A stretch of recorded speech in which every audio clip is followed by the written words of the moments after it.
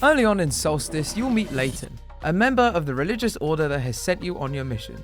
As an observer, he's supposed to assist protagonist Briar as she heads towards a great tear in the sky that's corrupting the city. Unfortunately, he doesn't have much faith in the novice warrior. Of course, as the hero of the story, Briar will prove him wrong. But when it comes to Solstice itself, Layton's concerns feel more prescient. While this action game wields the weapons of an accomplished genre, it rarely convinces the player it knows how to use them. In particular, developer Reply Studios must be big fans of Bayonetta. A prologue sequence sees Briar and her ghostly sister Lute plummeting through the air on hunks of broken masonry, fighting demonic creatures that teleport in all around her. Familiar? This opening isn't a tutorial so much as a warm-up, an opportunity to hammer buttons and see what your avatar has in her locker, showcasing her dynamism before a more measured first level. By aligning itself so firmly with the Queen of Ass-Kicking though, Solstice gives itself a heck of a lot to live up to, and it then struggles in vain over the next dozen or so hours to escape the shadows it so deliberately invoked. In what is often a disorderly and aggressively tepid experience, at no point does it attain the level of imagination, depth, refinement, or sheer style of its greatest influence. Take the setting for instance.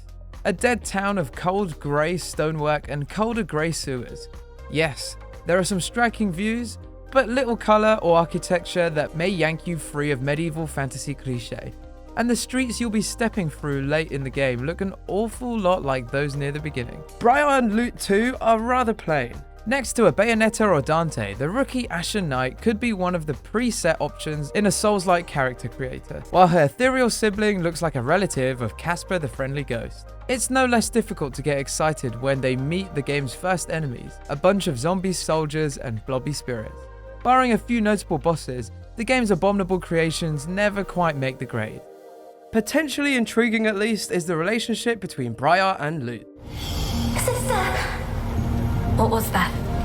I felt the tear itself. It's growing.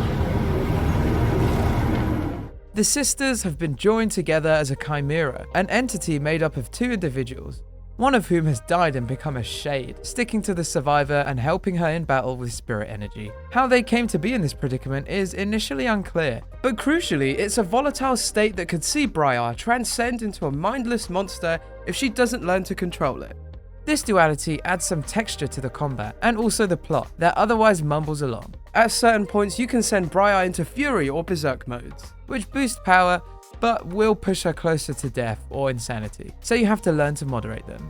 For her part, Lute can fire energy shots to interrupt enemy attacks, and also conjure two different energy fields around Briar that enable her to attack creatures or interact with obstacles that are normally invulnerable.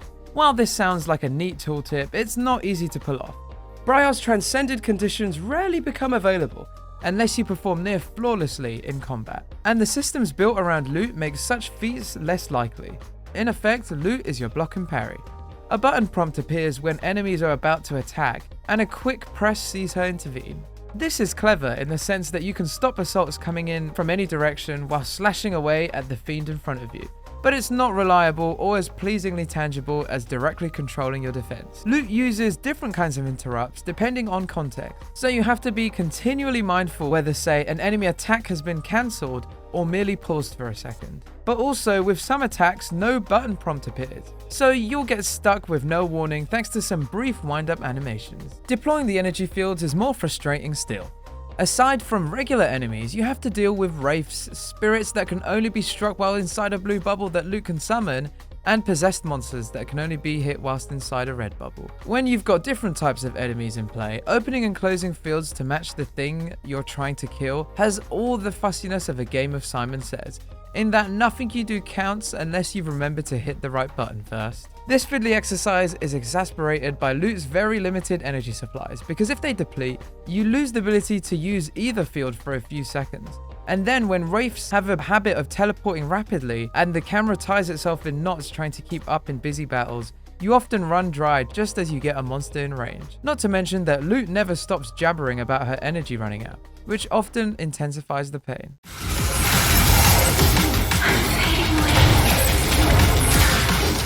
Outside combat, these energy fields come into play as a means of destroying red or blue crystals. either to unblock a path or collect currency for upgrades. In practice, that means you'll be using your weapons for mining as much as fighting, whacking away at ruby and sapphire formations to progress. Even though a few mildly interesting wrinkles are often in these processes, Solstice doesn't really lean into these ideas in a way that makes them feel more than twinkling filter. In fact, there's a lot of downtime between bouts that seems content in its mediocrity. Alternate paths off the main track exist to be discovered and take you to handy items or challenge rooms. These challenge rooms are unsurprisingly almost exact copies of Bayonetta's Alfheim portals, although never as fun, and unfortunately the act of exploring them is often unsatisfying. Fixed camera angles in these sections make navigating more labyrinthine areas bewildering, as you're turned around and pointed in different directions. Plus, the whole place is liberally caked with invisible walls, marking off where you can and can't jump. All this pottering about also robs Solstice of momentum between encounters, which is a shame because the basics of fighting can still click together smartly. Briar begins with 2 weapons, but Layton gives her more along the way,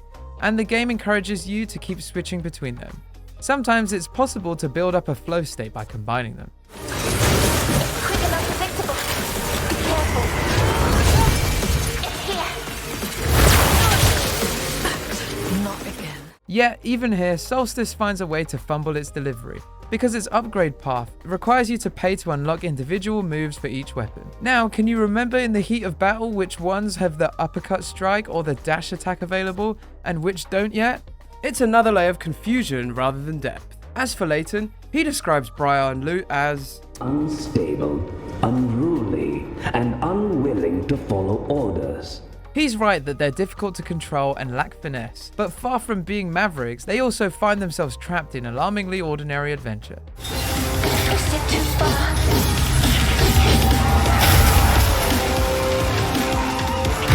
You will escape now.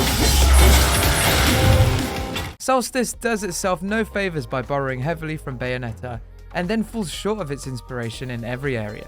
At best, it's a functional but uninspired character action game. At worst, it's a poor appreciation of the genre's finer points. We give it 2 out of 5 stars.